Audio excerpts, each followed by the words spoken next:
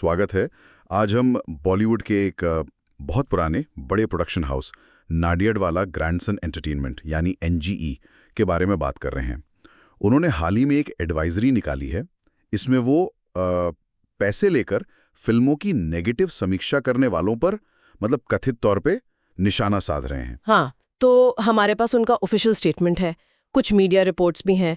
तो आज हम यही समझने की कोशिश करेंगे कि भाई ये पूरा मामला क्या है। 75 साल पुराना प्रोडक्शन हाउस है ये, अचानक ऐसा कदम क्यों उठाया, और ये आजकल जो फिल्म रिव्यू का पूरा इकोसिस्टम है उसके बारे में क्या कहता है। चलिए इस पे थोड़ी गहराई से बात करते हैं। शुरुआत करते हैं उनके बयान से। तो एनजीई कह रहा है कि कुछ लोग हैं जो उनसे पैसे मांग रहे हैं और धमकी दे रहे हैं कि अगर पैसा नहीं मिला तो वो उनकी फिल्मों को, डायरेक्टर्स को, एक्टर्स को, मतलब उनकी इमेज खराब कर देंगे। और उनके पास ना कि कॉल रिकॉर्डिंग्स भी हैं सबूत के तौर पे। ये तो काफी गंभीर आरोप लग रहा है। हाँ, बिल्कुल गंभीर है। और इसमें जो ध्यान देने वाली बात है वो ये कि एनजी बहुत सफाई से दो चीजों में फर्क कर रहा है। एक तरफ है सच्ची मतलब निष्पक्ष आलोचना, और दूसरी तरफ वो जैसे कह रहे हैं जबरन वसूली या ब्लैकमेलिंग।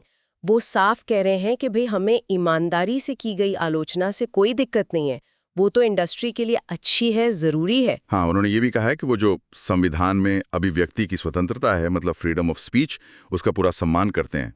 लेकिन उनका निशाना वो लोग हैं जो पैसे ऐंठने के लिए धमकी दे रहे हैं। बिल्कुल, यही उनका मेन पॉइंट है। और इसीलिए उन्होंने ये मामला जो है वो जांच एजेंसियों को सौंप दिया है। वो बार बार यही कह रहे हैं कि ये एक्शन सिर्फ गलत काम करने वालों के खिलाफ है, किसी भी असली इंडिपेंडेंट समीक्षक या यूट्यूबर के खिलाफ नहीं। अच्छा, बयान जारी किया है।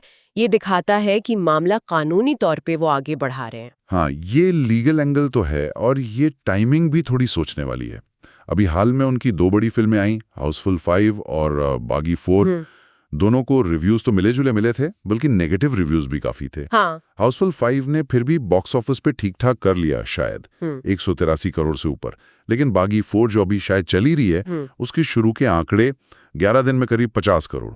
ये शायद उम्मीद से कम होंगे, है ना? हाँ, मतलब बागी जैसी बड़ी फ्रेंचाइजी के लिए शायद ये आंकड़े उम्मीद से कम ही माने जाएंगे। तो देखिए, सीधे तौर पर एनजीए ने तो ऐसा कुछ नहीं कहा है कि इसका कनेक्शन रिव्यूज से है। नहीं, वो तो नहीं कहा। लेकिन टाइमिंग ऐसी है कि सवाल तो उठता ही है। जब बड़ी फिल्मों को नेगेटिव रिव्यू मिलते हैं या वो उम्मीद जैसा परफॉर्म नहीं करती, तो जाहिर है प्रोडक्शन हाउस पर प्रेशर तो आता है। तो हो सकता है कि एनजीई का ये कदम उसी प्रेशर का नतीजा हो।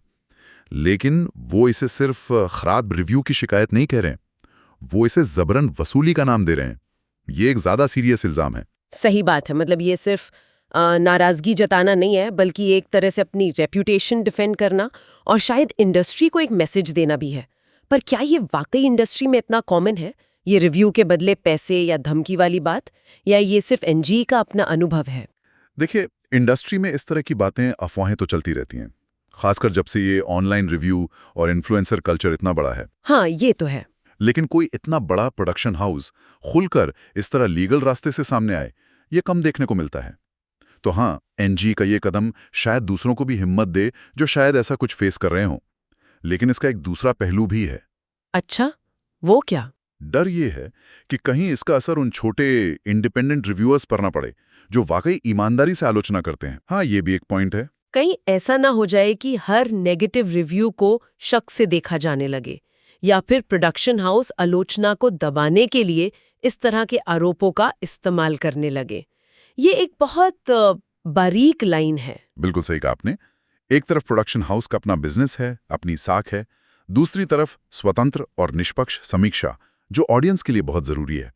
इस बैलेंस को बनाना वाकई मुश्किल काम है। तो कुल मिलाकर अगर देखें तो एक मेजर प्रोडक्शन हाउस है जो कथित रिव्यू रैकेट के खिलाफ खुलकर खड़ा हो रहा है, वो भी कानूनी तरीके से, और साथ ही ये भी कह रहा है कि हम निष्पक्ष आलोचना का सम्मान करते हैं।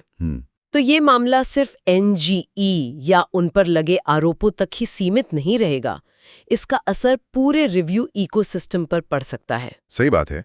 यहाँ एक तरफ अपनी इमेज बचाने की कोशिश है और दूसरी तरफ फ्रीडम ऑफ एक्सप्रेशन, जिसमें क्रिटिसिज्म भी शामिल है, उसके बीच का एक तनाव साफ दिखता है। भी रिव्यू लिख सकता है, इन्फ्लुएंसर मार्केटिंग इतनी बड़ी हो गई है, वहाँ असली और नकली में फर्क कैसे पता चलेगा? हाँ, ये सबसे बड़ा सवाल है। जब पैसे या धमकी का शक हो तो ऑडियंस किस पर भरोसा करे? कैसे पता चले कि कौन सा रिव्यू जेन्युइन है? और जो क्रिएटर्स हैं, जो प्लेटफॉर्म्स हैं, वो कैसे ट्रांसपेरेंसी और क्रेडिबिलिटी बनाए रख सकते हैं? ये कुछ सवाल हैं जिन पर सोचने की ज़रूरत है और शायद आने वाले वक्त में ये और भी अहम हो जाएंगे।